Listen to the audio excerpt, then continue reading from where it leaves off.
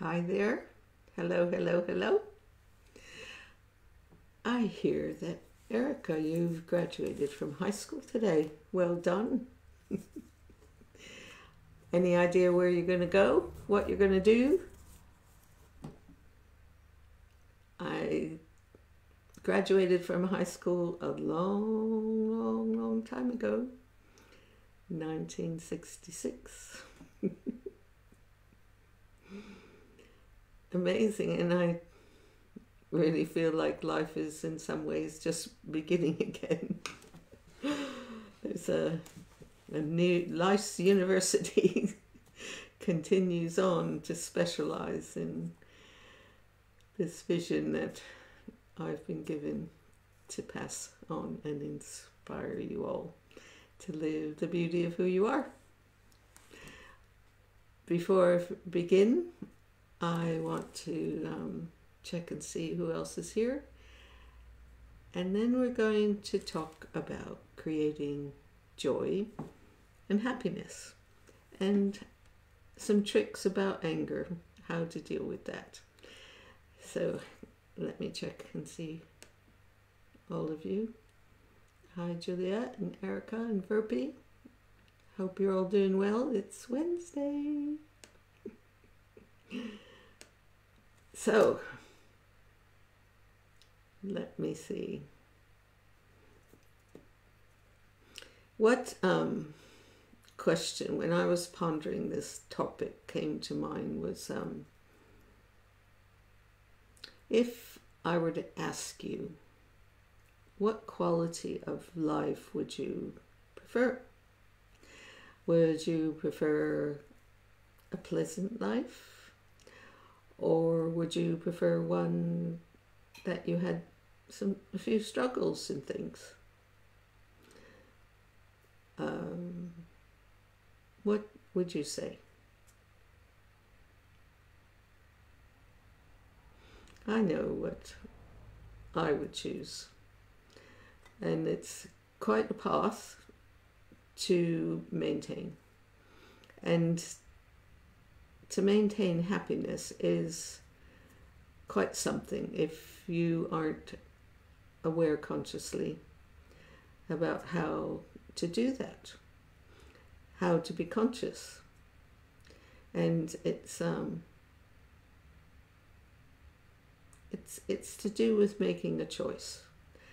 And we've talked about this before, how everyone has the strength to be the conductor of their lives. And when it comes to this, you might come and greet your beliefs that came from your family or your culture or your religion or even yourself. And there is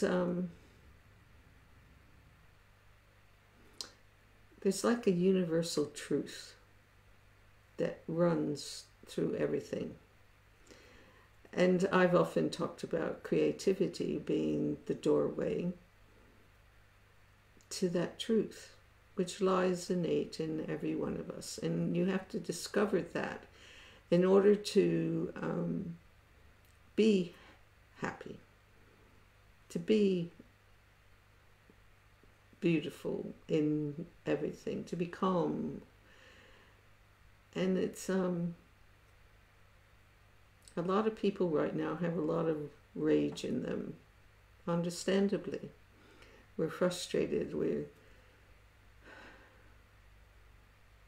and I suppose that no matter how difficult it's been, I'm grateful that I have no idea how you'd live through a world war.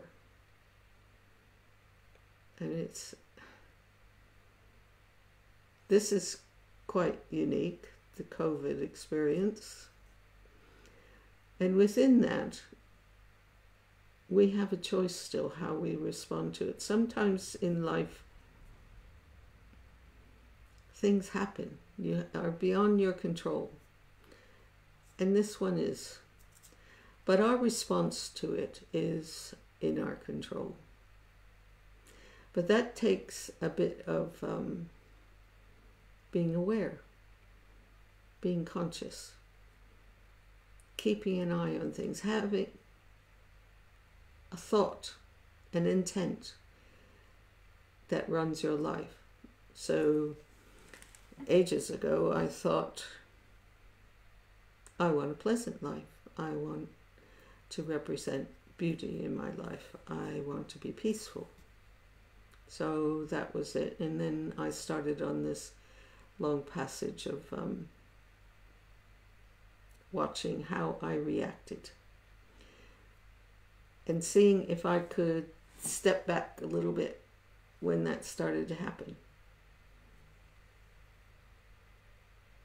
And to make a choice. Is this of value right now? Is this really worth arguing about? The amount of energy that I would put in it with my anger or my determination, or I don't know, it depends on the situation, what kind of energy I put into it. But if you step back a little bit and be the conductor and make a choice, you either don't need to confront it at that moment, or you might do it with wisdom and calm and understanding, because sometimes you're just as much part of creating that explosion, if it is one, as the other person. And you'll not be able to communicate with each other if there's this fury, because if you ask yourself, do you like being shouted at? I certainly don't. How do you deal with someone shouting at you? Do you just sort of endure it and keep your mouth shut? Or do you explode and it's like two elves, no, not that, that's not it, it's, oh God. Okay, you know what I mean. Yeah, it's really an interesting one. I wanted to do an experiment today. And in regards to anger, how do you feel about doing an experiment that ends in joy and compassion? Let me know. See what you say. I'm having problems getting my messages. Maybe I did something wrong. Hang on, let's push that button. I don't want to lose you. Okay. Are we back? Oh my God. Okay. Seems, Juliet, I've got your Facebook page. And, oh my God. Are you all still here?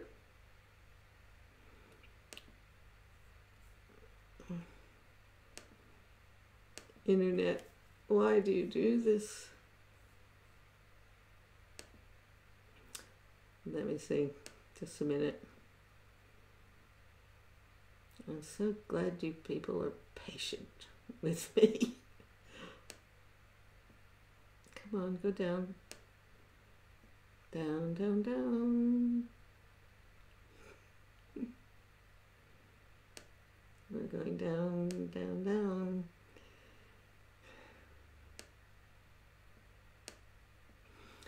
Well, for some reason I don't see your messages.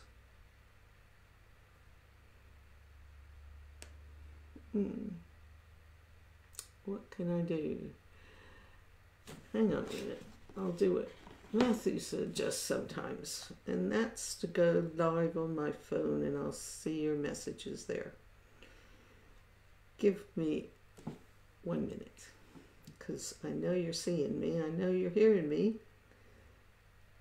And I gotta find me.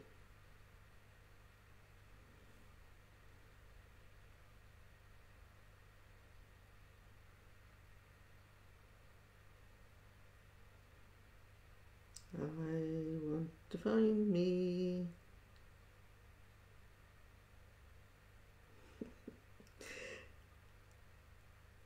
Is this a challenge of patience? And okay, am I there? I'm here. Okay, I want to see your messages. Okay, you have left a lot of messages, so let me backtrack. Hang on. Okay, Becky's here and Carmen's here.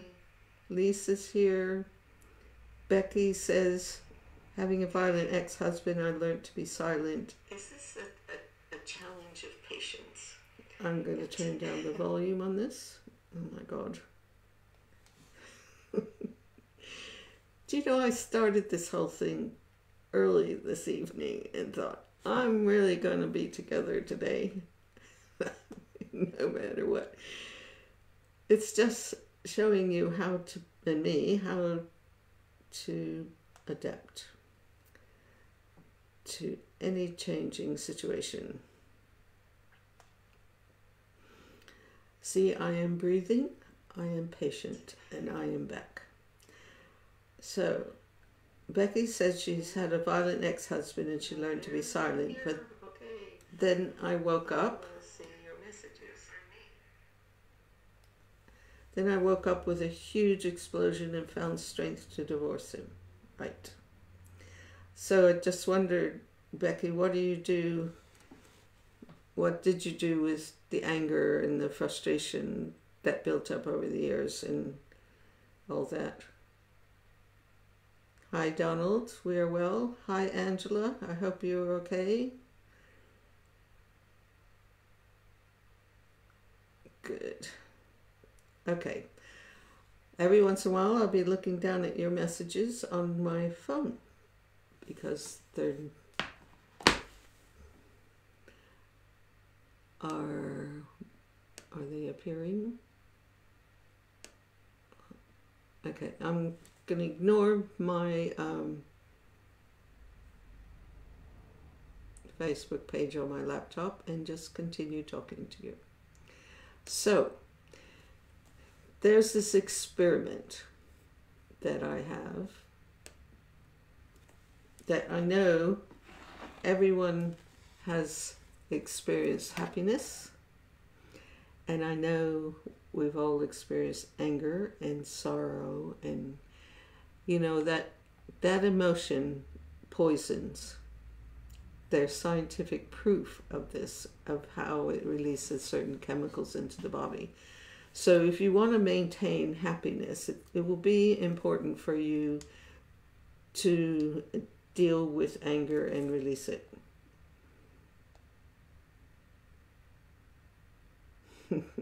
Thanks, Elizabeth. So what I want to know,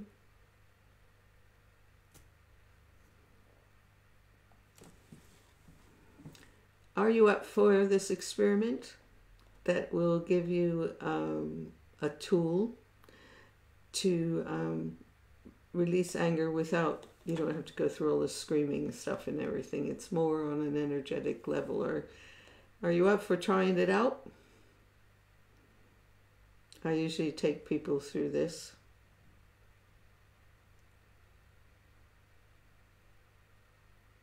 Okay. Well, this particular tool is we'll deal with other aspects of extreme emotion that one needs to learn to transform while it's happening, or even a few minutes before. So if you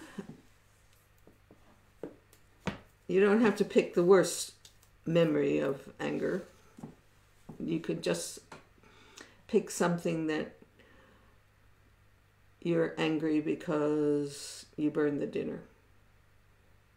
See if you can touch an emotion, that emotion like that. Or even hatred, because there's anger in the hatred. But we want to release this, because everything that happens to us, really, we are creators with that. And if we want to maintain happiness, we have to maintain consciousness and become the conductor. And sometimes you might have to shout at somebody, but it'll be from your conscious decision. So, if you could just sit quietly, go inside. See if you can find a memory that you feel the energy of the anger.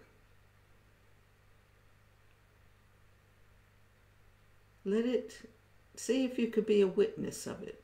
Don't make it personal.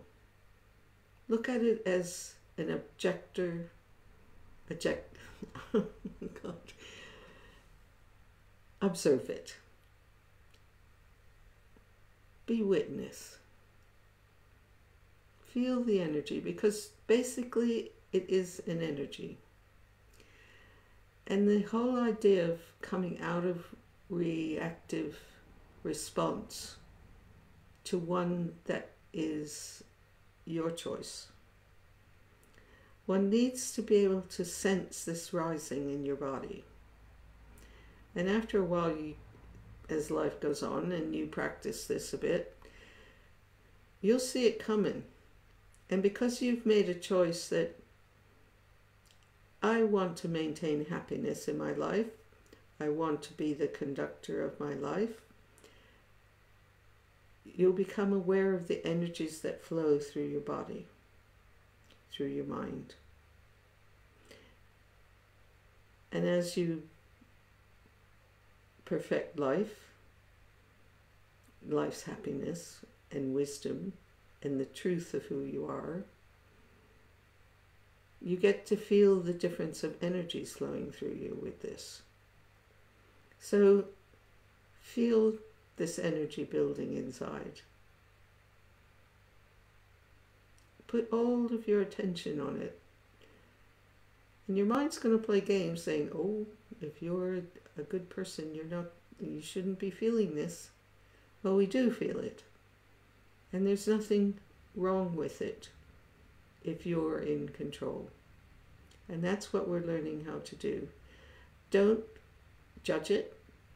Just feel it. It's just an energy of a certain quality. And as you look at it,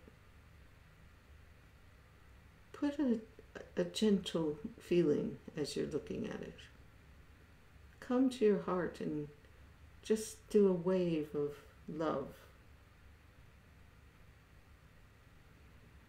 Let it melt.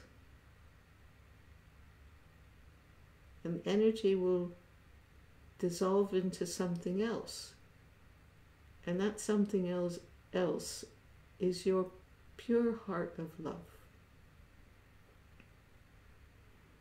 And when you come away from this exercise, you leave it with compassion.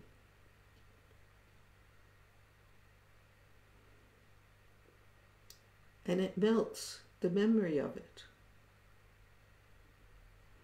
It melts the control.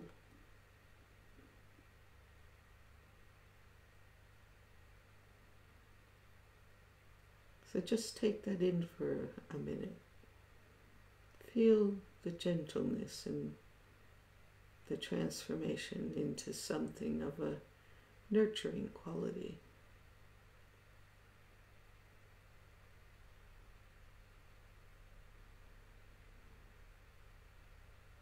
And you've just gone beyond anger.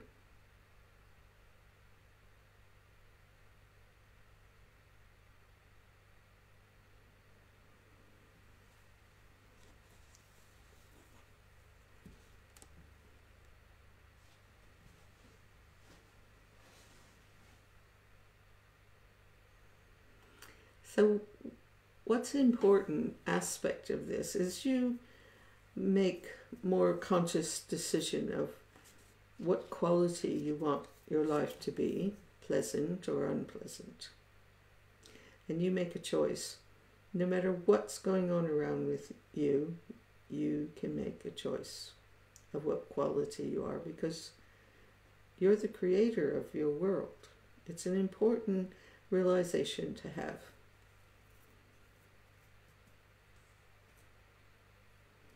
So I certainly started to take different steps of what I allowed my mind and thoughts to control me. Oh, Ginger, you just are so untogether today. You're not, I don't know, you're not worth anything. Whew. Yeah. Do you know the number of times I changed my outfits before I went out? In a time of my life? Oh, you look too fat in that. Oh, what will people think in that? Oh, what would your mom say? Oh. I know that all of you have done things and experienced things like that. And you know, there'll be times that life will throw you a curve. And Mrs. Tweedy, my Sufi teacher, and she said, okay, Ginger, if you have to be angry at someone, what you do is you're angry at the thing, the action that they did, not their souls. So if you think that when you send this out, this dart, and you just want to make a judgment on what rubbish they just laid on you, send it up first and let the Creator decide what comes down. But at least you released it. You can be looking at them, you can be saying it, but you send it up. You visualize sending it up and bless it.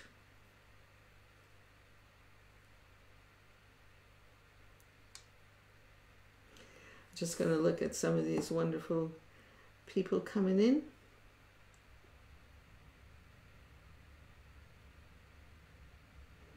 Elizabeth, hi. She was saying, one time I recorded on my phone when my husband was being verbally abusive. I listened to it periodically, have detached from it, no longer taking it personally and at peace with it. I played some of it back to him. I was a wake-up call for him. That's interesting, Elizabeth.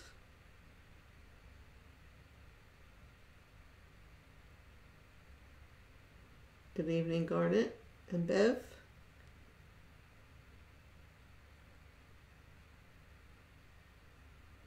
Becky says she's not really felt anger since that day. Well, what's interesting is a Lama that I knew, he used to say, you need to, 5 minutes a day, focus on being in the emotion of love. And you go out and find something that doesn't mean a lot to you in an emotional sense, like your children or your husband or your parents. You don't have to think about them. You go and find a tree, or maybe a petal, or a pebble. And for 5 minutes each day, feel the energy of love. And I don't know if you knew, I did a series of 7 colors in something called Color of Thought, and that's you'll find on my YouTube channel. And today I thought maybe we would focus on two colors.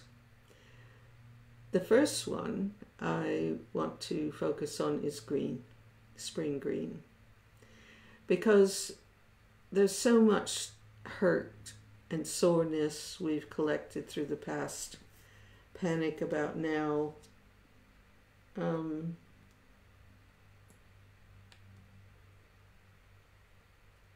green really helps to purify. If I feel like I've got too much stress or nervous tension, I would visualize spring green through my body, or going to a place of hurt that in my body that needs healing. And I've got a little slideshow of green that I think it would be nice for us to focus on and feel that color.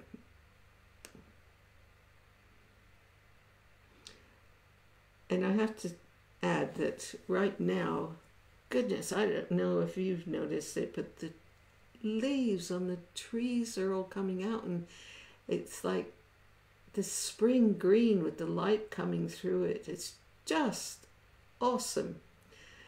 So beautiful. And the other day I saw one tree branch that was twinkling in the sunlight, and it looked like there was gold sparkles on the leaves. And it's throughout, since I studied and practiced color therapy with Lily, spring green has become really important. And I would take time to sit and be under the trees and look at the green and feel it and take it in. So right now, take this color into your body. Open your eyes, feel it, then close your eyes, taking it in, and let it flow through your body. Let it heal and soothe whatever aches and pains you might have, including your emotions.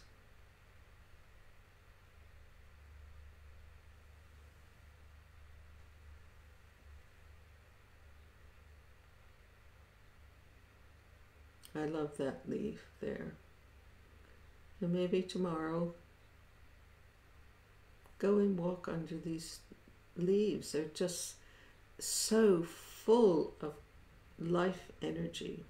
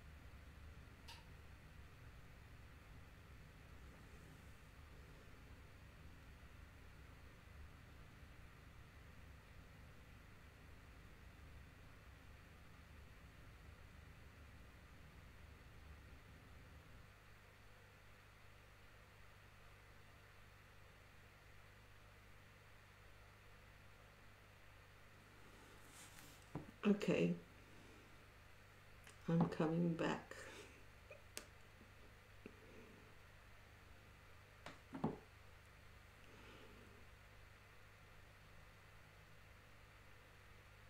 I'm just looking at your messages for a minute.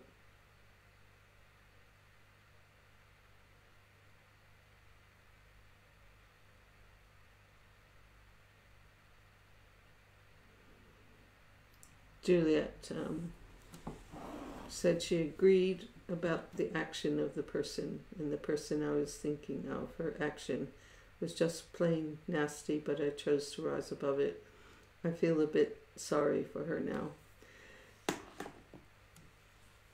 No matter what another person might project at you, you don't need to absorb it. We tend to do that if we're not stabilized in ourselves. And there's, I was watching one of Sadhguru's talks on anger and joy, and there's some tools, 5 tools. I thought, wow, that's really great. I want to tell you what they are, so you can write them down if you find them useful. I want to plant a seed, and I'll have to read them. So the first one, you have, I don't know about you, but I have to keep accounts. I actually have an accountant that I work with who does the hard part of it, but I have to keep an eye on what I spend. And it's the same with joy. It's like if you feel you've made profit this week, you have a certain amount of joy with that. And if not, you'll be sad because you didn't do it. So in a way, you can use the accounts to serve your happiness and monitor that over a period of time. It's like a lesson of becoming conscious. I certainly wasn't conscious, and I had to, for a long time after our divorce, because we always had other people doing things and we were very prosperous, so I had to start thinking differently. So I made a beautiful chart with all the colors and things like that, and I would put everything down that I would spend down to the penny. And I had a sum that I had to try to stick to, because I didn't know how to do that. And also my American nature was, you dreamt of having unlimited desires fulfilled. And when I started to become more of a visionary that worked with the idea of humanity, that was changing. It just sort of starts, your heart opens to something beyond good and bad. There's this special place that we have as a being human. So coming back to the tools, the second one, that's quite important. We tend to think that we have unlimited time. In some ways, we're immortal. I mean, we know we're not, but in some ways, we don't value our day enough. I don't think we value the time thing. So it's important to start pondering the idea that you're mortal. Because if you see that and you have a value about what quality you want in your life, you might not do some of the stuff that you do about arguing over you didn't cook the dinner right, or even something that you think of yourself, little things, because it takes away the potential of who you are, about happiness, and that's beyond all money. Yeah. So number 3 is you have to take charge of your happiness. So how you do that is that, as we've talked about before, and I keep repeating, you are in charge. You have the ability to make your own decisions. And someone might say, I hear what you're saying, but my parents, blah, blah, blah, blah, blah. Why do you want to be like your parents? Because if you, and it is not easy, but if they were unhappy people, and say they were alcoholics or something like that, why do you allow your potential to be less of what it is by identifying with that story? We're warriors. There's so much in us as people that we have not experienced yet, because we've got this funny thing running in our head saying that we're not good enough, or some tragic thing, though it was tragic, I'm sure, is ruling your life. I could have let my divorce destroy me. I was so broken, honestly. But I have a dream beyond that now. I am learning more of who I am and what my life potential is. And I don't want to give that power or that privilege over to anybody to take it away ever again. And I want the same for you. So, number 4, there are 5 of these tools Sadhguru shared with us. Number 5 is interesting. No, number 4, pardon me. Before sleep,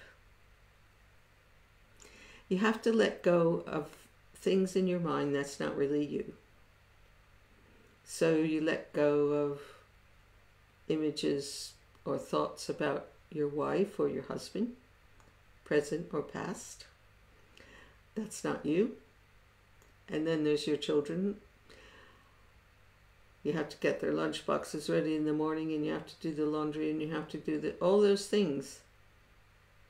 That's not you. They're things you have to do, but they're not you. And before sleep, you need a clear space.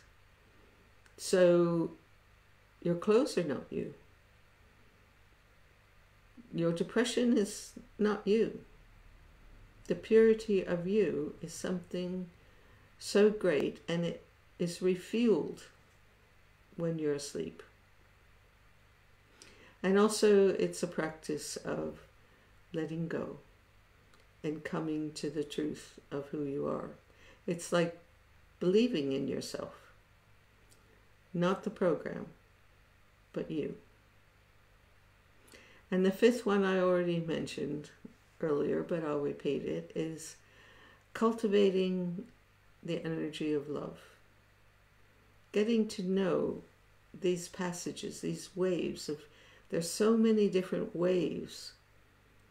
Peace has a quality, love has a quality, humility has a quality, anger has a quality, sadness, beauty, everything has an energetic quality, and it's a wonderful thing to just feel letting them go through you, knowing that the bigger picture of energy that you are is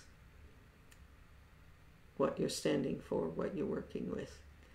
You're becoming the controller, the conductor of your life, and that's what these Wednesday lives hopefully is encouraging.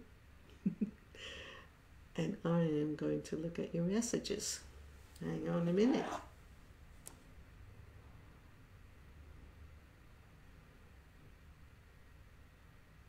Okay, messages are green. Every day it is green. These leaves, it's like, I'm not going to stay in the house. I'm going to go out for a drive every day and see them, because I went out today, and a week ago I was out, and it started to be amazing watching the metamorphosis of the leaves starting to open and flower. And then there was this cycle of color where, like the daffodil, the yellow would come out first, and then we went into bluebells and white. Now this ceanothus, which is an amazing electric blue, is coming out. But it's the green that's flooding right now. It is just incredible. Hi, Lynn and Myra, Gerhard. Hi, Donald again, and Angela and Elizabeth, Lynn. Yes, we are warriors, but we have to live, walk the talk. And it does begin with realizing there's an energy when you said that, Juliet, that we are warriors. Feel that in your heart. And then you have to develop the observing aspect of the warrior, so that if you feel this energy, this not necessarily positive energy building, you have to feel the energy, like I said, observe it, witness it, and then ask, what is the purpose of this?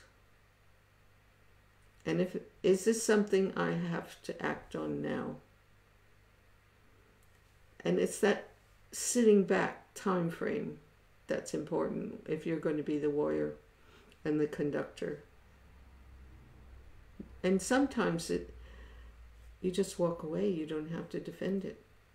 If it doesn't serve you, and you know what really serves you, and you know what company serves you, just the people you see, the thoughts you think, are they draining? That's a good indication. Are they draining? And then I got to a point that the environment I created and lived in was important to do. To create a place where it can happen, that stands to support your growing warrior. You can refresh in it. Be still. And then, of course, we have to teach our children by our example of what we choose to live in our environment. And quite frankly, what's out there is really noisy. So, let me see. Verpi said, we are most of all the present moment, making choices all the time. Sometimes we can't make choices, but we can try to choose our reaction. It isn't always easy for me to do that either. I think you're in training. We're all in training. So we, step by step, and it's important for us to be together like this. You have they used to call it the Sangha, a group of people or thoughts that are your Sangha. I know when I meditate, I always call upon a larger group on the invisible level, because I know I'm not just me. And I want to be part of the solution, because right now mankind has a big choice to stand for peace, and it starts inside. And we need to have a love affair with ourselves. And in a way, holding a pebble and just love. I want to feel love. I am love. That helps you to love yourself. And when that's there, your insecurities start to dissolve, honestly.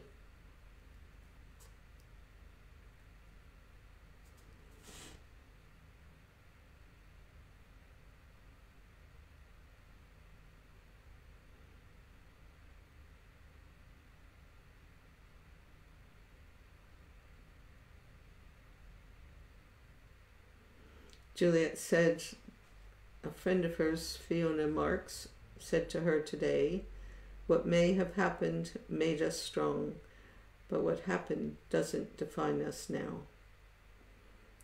You know, if you looked into that aspect of you being strong because of the conflict, what did you do that made you strong? How did you deal with the conflict to where you're strong now? Because I think you did a lot of what we're talking about. You might not have been aware of it, but the fact that your heart is still, and you're on to the next phase of your life believing in you, I think your inner warrior helped direct you to where you're now, and I know you're now standing on the crest of a new wave, and a very creative one from what I can see.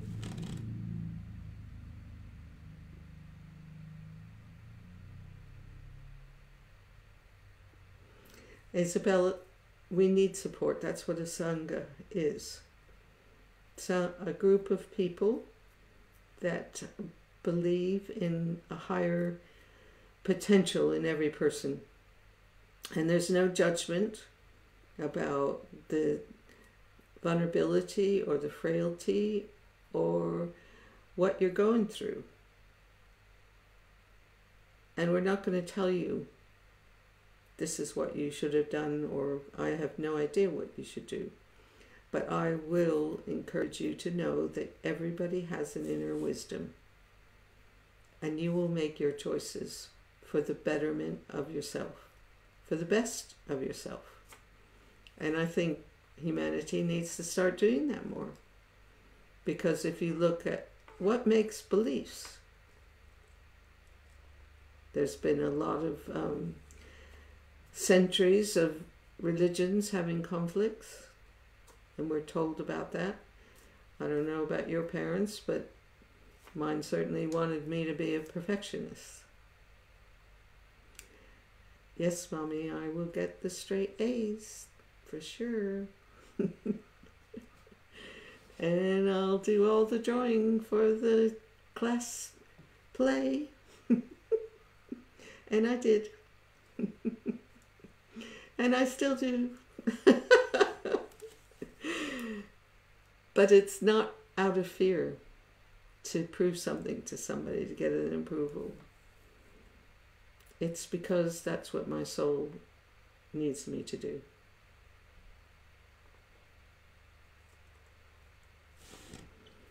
And, you know, we're learning how to not, as Juliet just said, have knee-jerk reactions. As I said, practice to see if you can feel that energy of whatever it is and watch it and sit back. If it's anger, instead of sit back a bit, observe it, control it, look at it, and see if that's something you really want to do. It's not an entity, it's just an energy. And you do put out ripples with your actions. You will put a ripple inside and you will spread it out.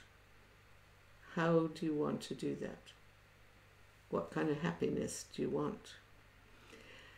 And you know, I can't believe it. I've been chatting a lot tonight.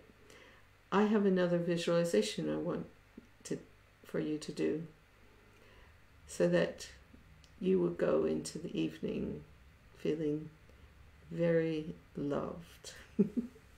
And that's to do with the color of pink. So I will put on this pink slideshow. Here it goes.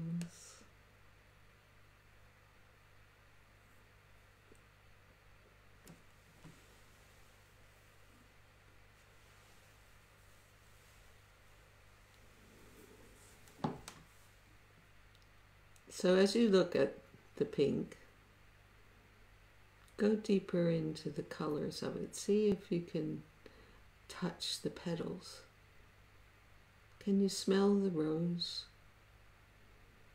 And as before, Feel the color, see the color, observe the color, and take it in. Close your eyes. Let it flow through your body, soothing.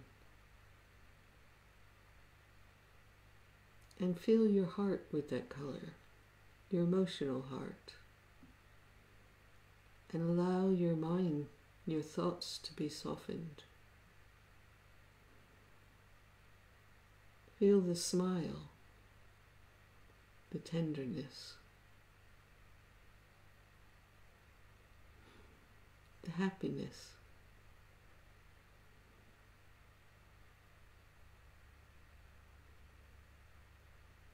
Allow it to soothe and uplift.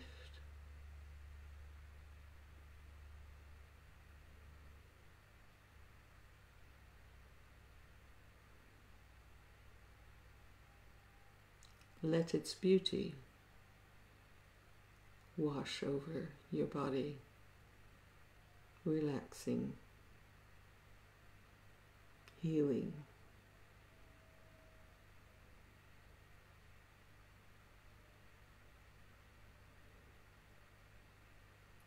Feel the energy of love.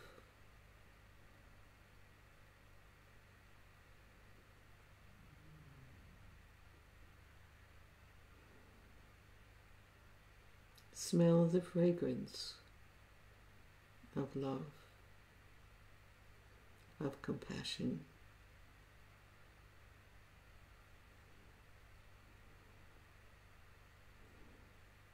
Open your eyes and catch it again.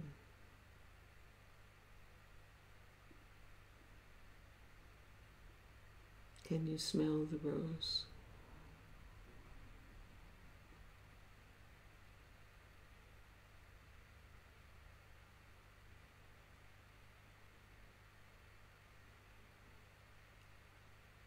Let the color tingle in every cell with joy.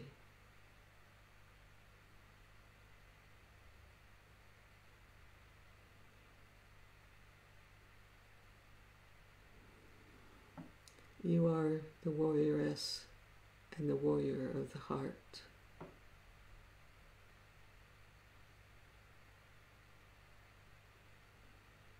This is your mission.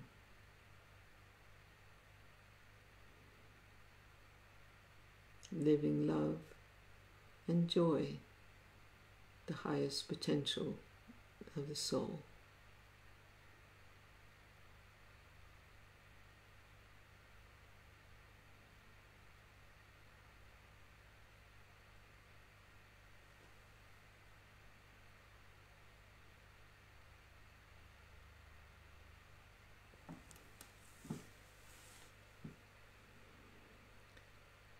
So that is what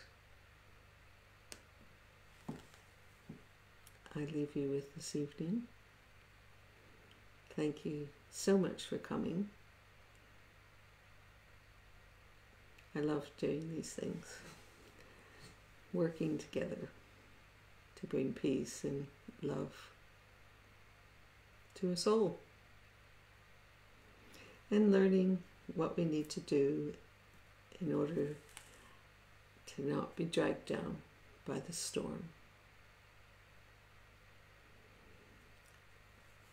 And create you. And then we can all hold hands together soon, I hope. Otherwise, I'm holding you with a hug right now. And thank you. Have a really good week. And see you soon.